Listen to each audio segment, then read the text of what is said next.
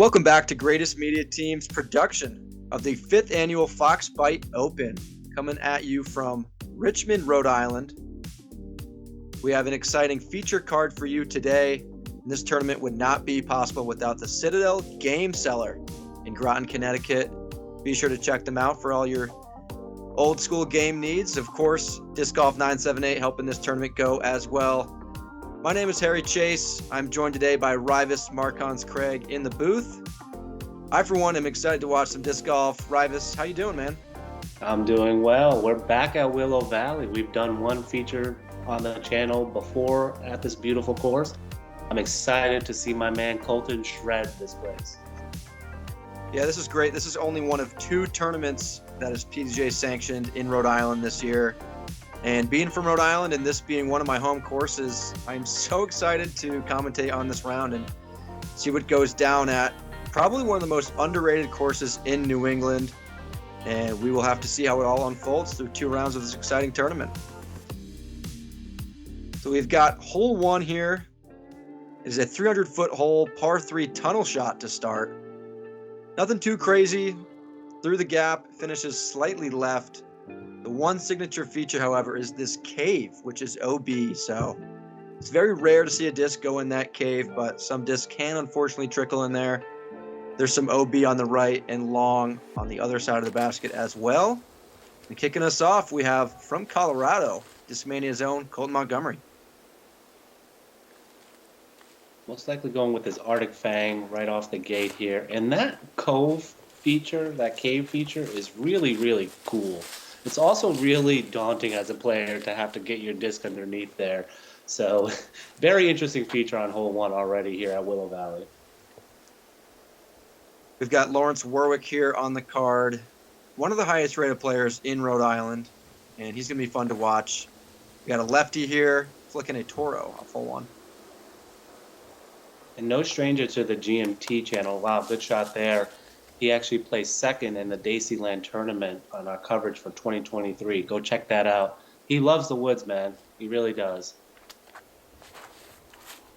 Owen Cook back in Rhode Island as of recent, and it's great to have him around. He is a great ambassador for the sport and just one of the greatest guys we got, and he might get some local love this time. Let's see the GMT replay. He absolutely did. That P3 snuck through probably 20 trees. This averaged 2.82, so no gimme, but also you kind of want to get right off the gate. It's a little tough to do on hole 1. I mean, these people have a little bit of jitters, you can tell here. Yeah, Mooney going to have to find a lane to scramble through. It's not too tight. Looks like he'll be up there for a putt. And Colten honestly has a bit of a harder lie. Wow. And he is near where that fox den is and why we have Foxbite Open. Have you ever seen any foxes out there? Yeah, I mean, the name didn't come from nowhere. There's been foxes. I've seen them coming in and out of kind of a hole right there. And, of course, famously, as we see a great shot from Colten there to get right to the rock wall. Famously, I think during our Wednesday Doubles League, a fox actually picked up somebody's disc and ran away with it. So there's the origin of that name, fox biting the disc. Only in Rhode Island would you hear stories like that. Speaking about Rhode Island, here we have Colten Montgomery. He's actually playing in one of the tournaments of Rhode Island. As he has an interesting goal where he travels and tries to play a tournament at every state. And I think he's up there like almost in the 40s by now. Yeah, Rhode Island, and like I mentioned, this is only one of 2 sanctioned tournaments all year. So, and before a few years ago, we had probably a 4-year drought of no tournaments in Rhode Island. So, oh, geez. Any TD that's running an event in my home state, I give mad props to because it's not the easiest. Good putt there by Owen, getting the first birdie on the card.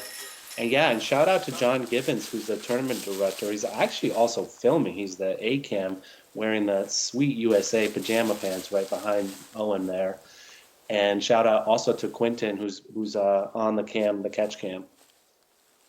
Yeah, also should mention that Cove of OB really comes into play on the green as well, as our players are pretty much putting directly at OB. So props to Owen right there for first part of the round, staring right at OB, nails it, and Ryan does the same, making it look easy. Yeah, good cleanup by Ryan there, saving his par. I like this hole. This is a good starting hole. What are you throwing mostly? Putter as well? Yeah, I've gone P2 on this hole for a while. Sky God 4 is normally my go-to for that one. Well, tell us more about hole 2 here. Yeah, so hole 2 is an interesting hole. If you look at it, it's pretty much just a dead straight shot. The basket is offset a little bit to the right. So if you want to get that park job, you're going to either need to go with a forehand or a late turning shot as a righty. But truthfully, I try to just throw a dead straight shot in this hole, take my 20-footer. It'll be interesting how our players attack it. We got Owen going with the forehand. I like the forehand play if you have it. You just have to keep it straight and then fade right at the end there. He's going to be throwing his TSA Temple. He throws a lot of nice mixed bag here. Yeah, either way you dial this one up, it can be very technical to throw that straight forehand, and Owen looking great on hole 2. The camera really doesn't show here is how uphill this is. I mean, that looked really good from the T cam, but even from catch cam, we could tell that he's about 35, 40 short here. Yeah, it certainly is a little uphill, and you also have to be kind of cautious of where your disc goes. Over that rock wall, deep and right is OB, so you really have to place this disc, and super technical there for Owen to flip that up on a forehand and keep it tame, as Larry unable to hit this tight gap, which honestly is pretty tight. A lot of tight gaps out here at Willow Valley. Yeah, that's the theme of the day here. Tight gaps, and the wind's also going to pick up here. I mean, it looks very beautiful on camera here. See how Colten can bounce back after the bogey on one. The stump. He got a bogey? Oh, I guess so, because he missed the putt, yeah.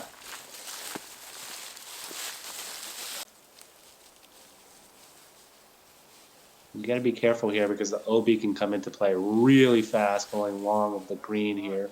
It's about a 10-foot kind of circular green that they're putting at.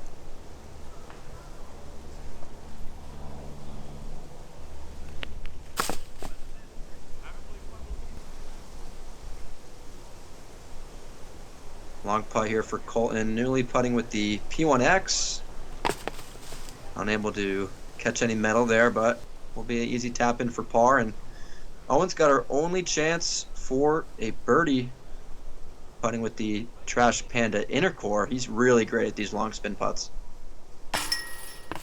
Yeah, and shout out to Owen because he's not only a good player at 950 something rated, obviously if he makes this, but he's also helped film GMT events for us. He's been on the Jomez circuit before, helped film for Jomez Pro. So it's just really cool to have two really top-notch filmers, Q and then Owen Cook, both who've helped on the channel, also kind of be in this production. Kind of a fun fact there. Yeah, I can remember a few years ago when and you're still behind the camera, baby. Rhode Island was ranked 50th by UDisc in terms of states to play disc golf in, and a lot of us locals really took that to heart. And Owen's one of the good guys that, we're all about growing disc golf in Rhode Island. We know we're a small state. We know we have a relatively small community, not many courses, but we make sure that we get the most out of them. We move on to hole 3. One of the best holes, I think, at Willow Valley. Really a two-part hole, two-shot par 4. Got to get out of the gap. There's newly now 2 gaps, kind of a straightaway gap and an inside hyzer gap. And once you get out to the field, you can approach to this lovely green perched up on the rock. So you can get out of the fairway. Owen Cook first. That's goal number 1, get out of the fairway. Because after that, it gets a lot easier. This hole averaged 4.27. One of the toughest holes of the day. I mean, it is tight. That ceiling could be opened up a little more. And you can see on camera, it's really not a huge window. We got Larry going back to the forehand here. You hit the gap here on hole 1. See if that forehand can get hot. Oh, You tell he was going to most likely go with a driver. Owen was going with this PD. Be interested to see what Colten's going to throw, if he's going to throw a mid-range or a driver. But first we got Ryan here. Let's see if he can get out the chute here. Representing the Green Boys, 965 rated. Very good player. This hole is tough, Harry. What is the deal with this hole? Yeah, I mean, this hole used to be, I think, a lot tougher because we had one main gap that you had to hit. Now we kind of have two options as Colten is hitting one of the gaps and getting out very clean. Yeah. But that's really what it is. You're not birdieing this hole if you don't get out of the gap. So checking in for my flight tomorrow, baby. There's a little insight on the life of a traveling pro right there. He is. But man, we'll see a replay on this Colten shot. Yeah, that clip was really funny. That kind of reminds me of what your life is going to be like in the next month and a half, Harry. You're going to be traveling like that. That was a beautiful shot. I think that was his mid-range. I can't tell, but that was a spectacular spot, and he just got through. And here comes the wind. Larry's going to just be dropped down, but he's in a good spot to save his par. That's the best part about this hole. It's 468 feet, or excuse me, 485 feet, but it's a par 4. So if you don't get through, you can definitely save par, and you're going to have to work for it, as Ryan might have here. Right, you can definitely save par, but especially in New England, when you think of 485, a lot of times you can throw an errant shot like that and still get up for a birdie look. Mm-hmm. It's just not available on this hole. You have to execute that first shot to score no matter what, and if you don't, you may end up in a situation like Ryan here, who unlikely to par from here. Yeah, he's in a really tough spot. He's going to have to probably going to just settle for bogey. I really like the design of this hole. These dog legs, you don't see a lot of those in New England, and this course executes the dog legs really, really well. So shout out to Norm Fitzgerald. He did an awesome job on this course. Yeah, Colten hitting the right side of this green to land on, which would be the left side. The correct side, rather. That right side can be tricky. A lot of trees in the way. If you can hyzer something into that left side, it's a lot safer, a lot less rollaways. So even though Colten won the first time seeing this course, able to recognize that, and looks like he'll have a pretty good chance for birdie. I believe he got a practice round the day before, or a couple days before, playing with the TD, John. It was just really cool to see him visit Rhode Island after his pro schedule ended. And that was a really good putt by Larry there to save his, I believe that's a birdie. Oh, no, it's a par. Okay. So fun fact, Harry, this hole had more birdies than hole 2 in terms of percentage. I had 27% birdies. Hole 2 had 9%, had 45% par. That's crazy stat difference there. Yeah, it's just that scoring separation that a hole like this provides. It can be such an easy hole if you land where Colten landed, and it can be such a hard hole where you land where Ryan landed. So, honestly, all the par 4s out here at Willow Valley have the scoring separation that you look for in a course. It's the par 3s where, you have a lot of bonus birdies this time of year especially, and, there isn't too much work to go grab that par. Moving on to one of those holes is hole 4 here, 252. Easy birdie if you can execute it. We'll see who can pick up a stroke here. Yeah, big thanks to Aerial Disc Golf for providing the drone footage for Foxbite Open here. We're very happy how it came out, and thanks again also to Keith Lincoln, who did a lot of the editing.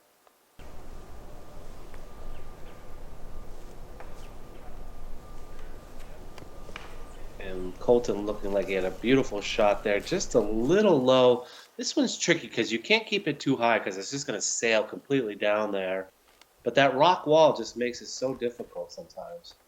Yeah, the branches are not super low, but you definitely makes you kind of throw this shot, just like Owen does here, that gets over that wall and has enough anhyzer and nose down to just kind of sit. Oh, nice little reaction there. Yeah, cool catch cam angle. He was throwing his inner core I think Colten was throwing his Arctic Fang, his customer signature disc, and Lawrence just not getting through. But the cool thing about this hole is you can still be short and still have a putt. So I kind of like that. Yeah, Larry has pretty good range. But yeah, it's just these holes like this. If you keep landing where Ryan is and where Larry is now, you know, this course does get very long and very tiresome. You know, I wouldn't say that Willow Valley's a deuce or die course by any means, but all of these par threes are in that level of difficulty where you want to be getting them, but you're not going to get all of them. So, to be even through 4 where Larry is, in all things considered, not a terrible start, but man, you feel like you left a few out there, and you just got to be hitting these gaps and throwing these close on the par threes. It's weird because every time I play Willow, I always feel like I left a lot out there. And tournament time, it's even worse. For whatever reason, I always play worse in tournament times at Willow. And it's hard to shoot 2 really good back-to-back rounds. And we'll talk a little bit about scores, obviously, later, because we just got the feature card. We didn't end up getting the lead card. But Owen's getting down there. He got another birdie and getting a little bit of a jump on Colten. Yeah, Owen's not leaving strokes out there. He's got 2 birdies and 2 tap-in pars. So, like you said, for being tournament time, this time of year, he'll definitely take that. Mm-hmm. Hole 4 average 2.82, exactly the same average as hole 1, which makes sense because you're gonna get some birdies, you're gonna get probably a few bogeys, but a lot of people are getting pars. Hole 5. Not a lot of eagles on this one, but some people might be able to get them, like you, Harry. But here's a 468 frozen rope, very straight shot with a little bit of guarded tree area. No out of bounds, I don't believe, right? Or actually to the left, there's out of bounds. Correct, yeah, left out of bounds. Very hard to reach, although it's been done. This hole is a true separator. If you can get power drive through this gap, it can become one of the easiest birdies of your round. But once again, demanding gaps at Willow Valley, got to hit it. And Owen Cook does the job. Beautiful shot there. That's a really good shot. He kept it kind of low. He threw his PD. He's liking that PD. He threw it on hole 3 as well. And speaking of the PD man, I'm assuming this is a PD.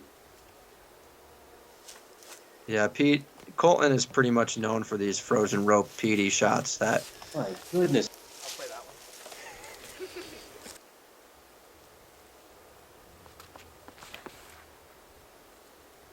one. He has sneaky power. It's weird. I mean, he at times can just throw these power drives with a PD, the power driver, further than some of his DD3s. It just must be the way he throws and the way he can just snap and get that powerful release. But it's impressive for sure. And this is just such a Colten PD hole. He made it look good and easy. Yeah, I'm convinced that he would have gotten to the green if he didn't hit that tree, which is unreal. That's a 500-foot shot, and it's slightly uphill. And shout out to Colten, actually, for getting it second round. He's the only person to get the Eagles second round. Again, we didn't get coverage of it, but we had to spoil the beans there because we want to show you that Colten does have the arm to get there.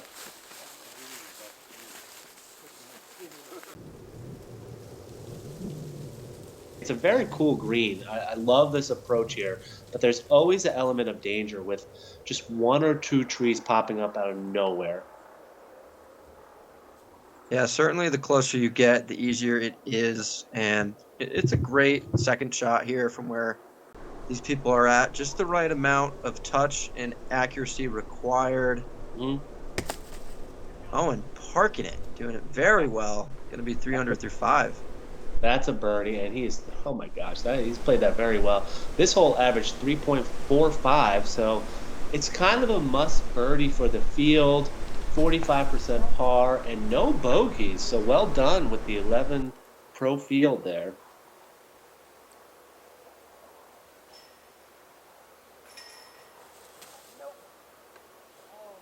Ooh, bank shot there from Colten. So cool. Gets away with it, and will finally be under par. Yep. There is, of course, the element of danger if the disc rolls on this one, but it's just a very beautiful green. When we talk about John Huck's course, Easy Does It, I really hope he incorporates greens like this. Do you think he will, Harry? I mean, if the property has it, and being in this area of the country, I'm assuming it will. Mm-hmm. But yeah, he will make sure he finds a spot for either greens, tees, or other hole features. I'm sure of it. Just a beautiful setting there. Here's Cume, our guy. Hole 6. Give me a breakdown. Yeah, hole 6, about 230 feet. I call this the surprise hole, because if you never played here before, it just looks like a standard little dinky tunnel shot, but you get down to the green. This is an elevated basket, about 6.5 feet tall, and this could be a very tricky hole to grab a birdie on. Even though it's short, even though, it's relatively straightforward, that one branch, I call the elephant branch, kind of looks like a trunk, can stop a lot of Frisbees, and, it's a tight gap. You got to have good putter touch. I love that you call it the elephant branch, because that's exactly what I think of. And here is Colten, his Arctic Fang. Oh my gosh, what a move there. Beautiful shot. That's kind of what you have to do. You have to kind of ride the left side, I believe, on this hole.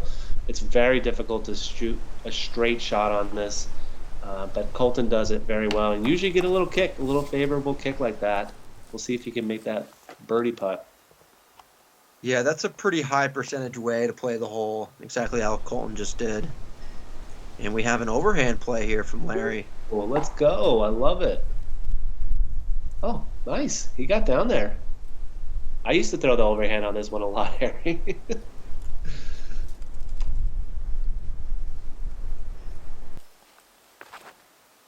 See if we can get another smooth putter shot through here. And yeah, hole 6 showing its teeth. Can't really argue with going the overhand play here if you can at least just get down there and make your disc skinny enough to move down, especially on the downhill slope of this hole. It's only 225 feet, but it's actually the second hardest hole of the day at 3.18. Wow, that's a toughie. Yeah, I never would have expected that. So there's an element of downhill here. You land where Larry did, and you're putting down. And even Owen, there's always an element of oh my gosh, that was so close. Of skidding down all the way down and having a circle 2 comeback, and it's not favorable, especially when the basket's that high. That's a really elevated basket. I'm not sure if the camera gives it any justice, but that is 7 feet high at least. Wow, and what a pid by Owen. I said earlier he was just so good at those long spin putts, and I mean, if he doesn't tag metal there, that is going 40 long. Yep. And there's the man tagging metal. Colten Montgomery, another birdie. That's 2 in a row for him. He is down 2 under now, but still 1 off Owen Cook. And nice comeback for Owen there, left pocket, but gets the favorable kick. Hey, these disc golf part baskets are catching pretty well, Harry. Yeah, I can remember a long time ago, one of GMT's earliest productions, doing the one of the early Foxbite Opens.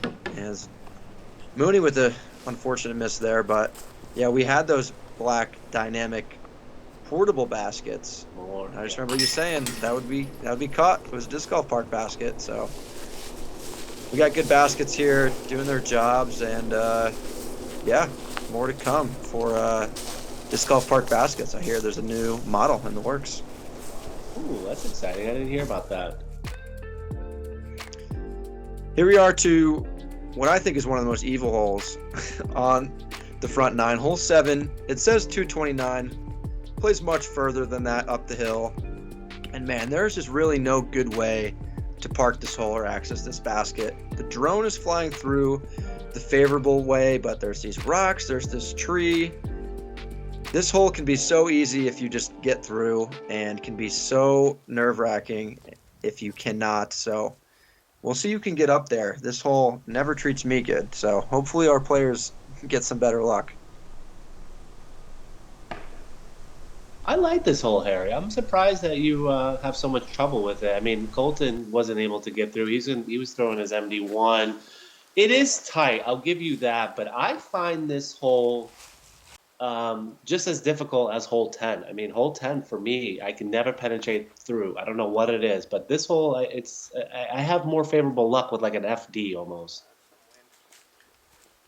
Yeah, it kind of depends what line you're taking. Some of them are tighter than others. It looks like Larry's going through the most open line, which I think is the play on this hole.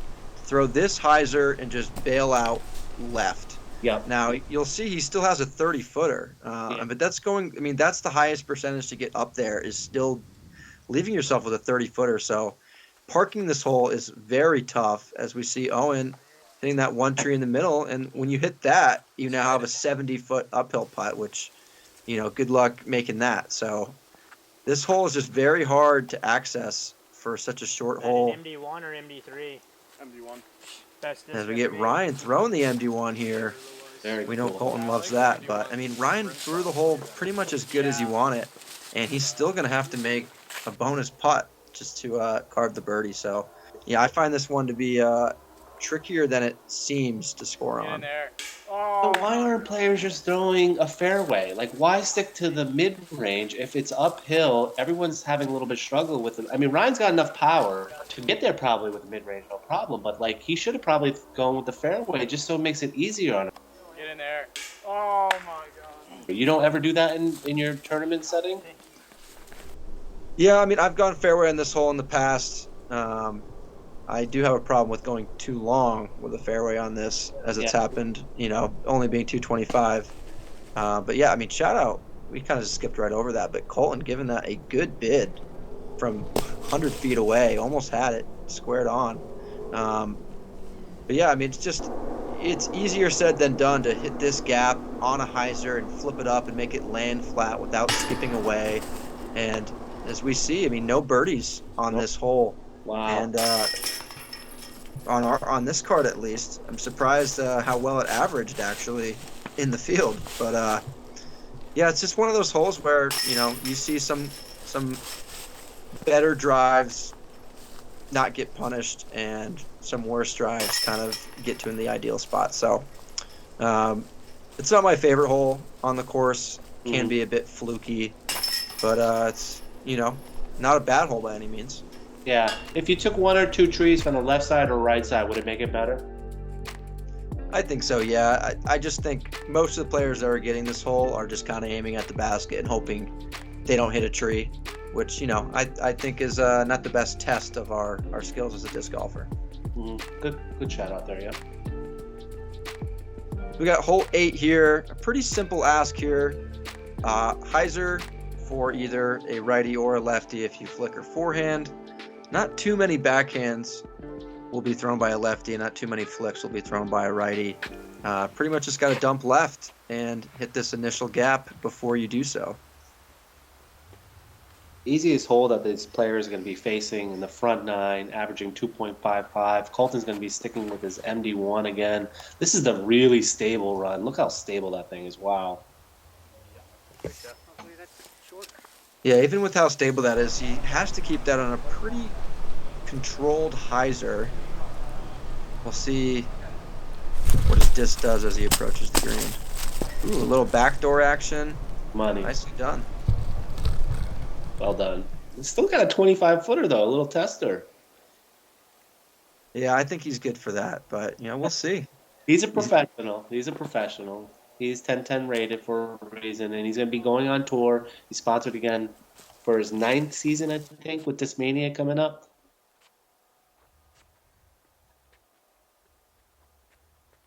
And Owen's going to be sticking to an MD3 as well. Colten must be just rubbing off on these guys. A little too straight there from Owen. But does get some fade at the end. I don't think he'll be in the circle, but I guess the catch cam will tell us more. Yeah, thank God for all these catch cam angles. We get to see where this is a course that you absolutely need catch cam. Wow. Yeah, that's perfect. Never mind. Better than Circle 2. Yeah, he must have gotten a little bit of reaction off that tree. But yeah, that's the backhand spin right there helping him out.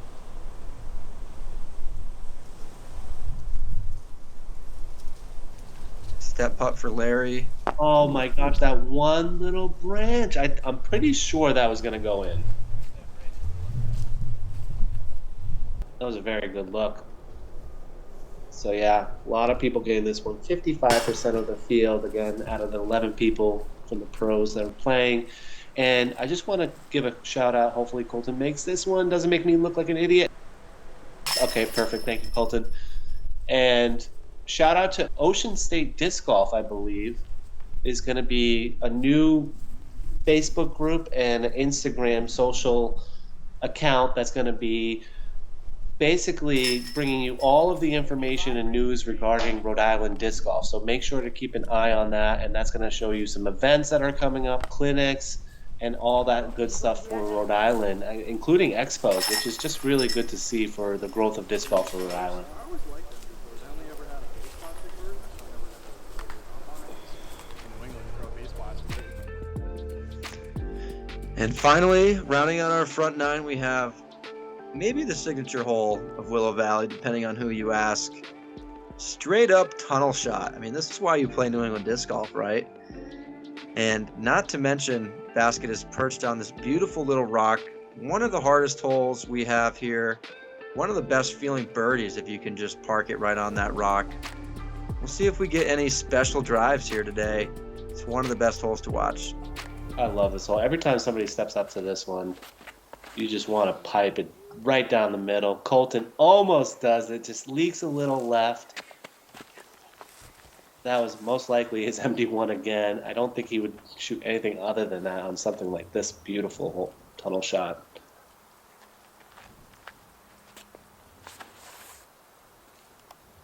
Ooh. What a More local love for Owen Cook. See where that one ended up. I feel like almost every person in a card gets this sort of love on this hole sometime. That was a great kick. And look at this. Oh kick. my gosh. Oh my gosh, that was almost in. Wow, that was really cool.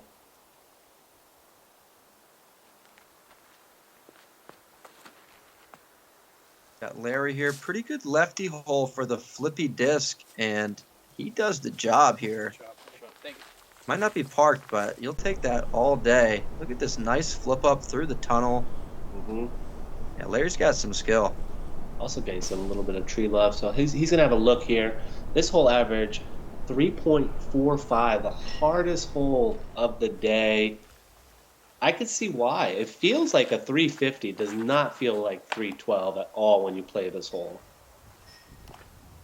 Yeah, and also this green is so hard to accurately place a shot. I mean, what from Ryan is, it is just as hard as a shot from the tee pad to land in the circle with all these late trees, with the sloped basket, elevated on the rock.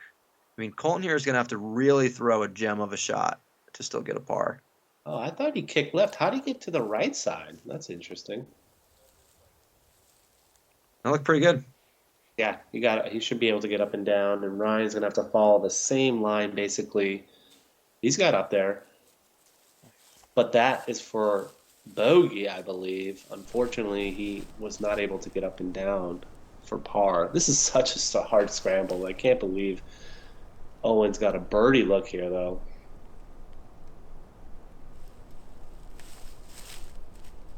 Wow. He went deep of this basket. How often does that happen?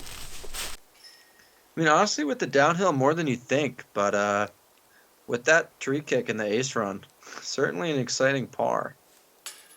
Ooh. Colten going for it. Had to, though, to save his par. So he's going to be looking for a bogey, I think. Yeah, like I mentioned, that it's very hard to control. An upshot onto the screen. Oh, Larry. That was for Larry's birdie, but he will have a tap-in par, no problem, stress-free. And here's a pretty stressful putt for Ryan because that was for bogey, but he nails it. Yeah, confident putt there. We saw Ryan actually hit the cage on a few early putts. And this one being elevated, very easy to do that, but nice confident stroke. Hopefully some momentum will carry into the back nine. How do you feel about all these elevated baskets so far? I think we've had 3, maybe 2. Yeah, I mean, I think they're great features. You know, every hole with rollaway potential can be a little gimmicky, but hole 6 is a perfect hole for it. And, I mean, I don't think there's any other place to put this basket than right here. So really has that backyard feel to it, kind of. We are on private land, private farm. And, yeah, I mean, I love it. Yeah, I agree with you there. It does really fit right on that rock there. And again, I hope we see more of that. And I think there's another course in Swamp or Cedar Swamp does a really good job with rock placement and baskets as well.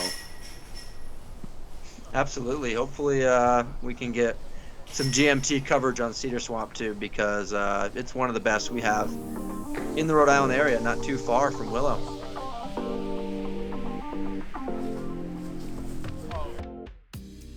So that will wrap up the front nine on our end.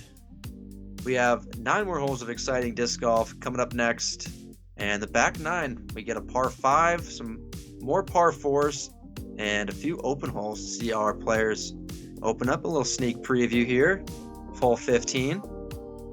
Rivas, thanks for joining me on the commentary. It was fun to watch these players attack one of my local courses, and we'll see how they do on the back nine. What are your thoughts so far? Well, I like to see where Colten's at right now. He's 1 stroke behind Owen Cook going into the back. And honestly, it's been great coverage. It's been a beautiful day, and we've got some great angles to watch all the players. I'm excited to see what happens in the back. Absolutely. Shout out to all of the sponsors of both our coverage and the tournament. And we will catch you all on the back nine. GMT signing off.